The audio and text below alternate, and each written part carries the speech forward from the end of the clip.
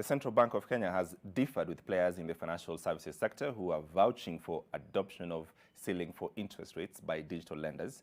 The Apex Bank says that there may be a reason to adopt prudential requirements for mobile phone lenders in future, depending on how fast they grow. Alex Mwangi reports on Governor Patrick Njoroge's submission to the National Assembly's Committee on Finance and Planning concerning the Central Bank Amendment Bill 2021. The quest to create legislation to guide the operations of digital lenders is in high gear, with a draft bill now in Parliament. Some digital lenders have given others a bad name by taking full advantage of the financial strain occasioned by the COVID-19 pandemic to reap from customers. You mentioned lending of, I think the number you quoted is like 300%. Actually, I have another one which is 500%. The central bank governor shared his thoughts on the idea of putting in place capital adequacy requirements for digital lenders. This thing of looking at it as an inhibitor of entry doesn't work. But what we want to be sure is if you enter, you can actually sustain yourself and all that. So you're not a fly-by-night operation.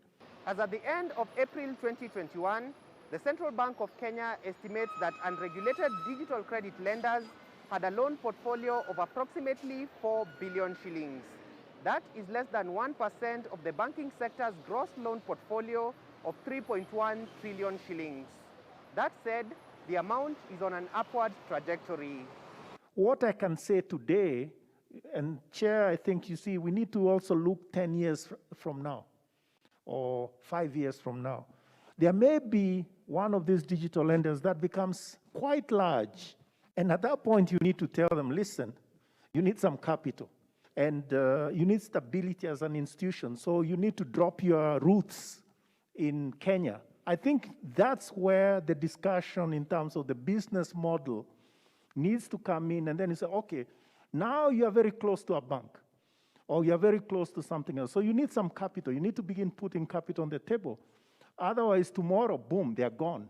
The central bank is walking a tightrope between balancing the need to regulate that can easily result in cumbersome bureaucratic hurdles with that of preventing the stifling of innovation in fintech.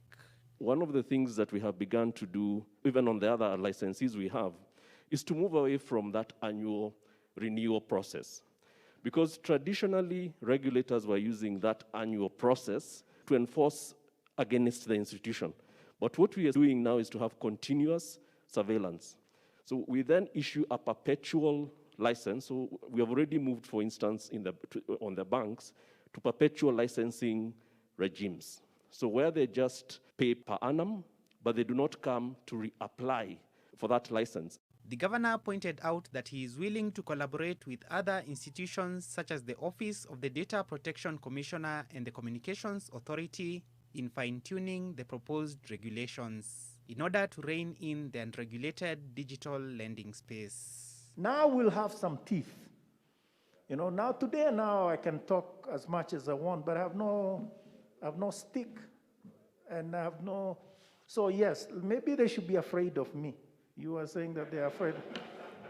Yeah, then let them do the right thing, and that is okay. Alex Mwangi, NTV.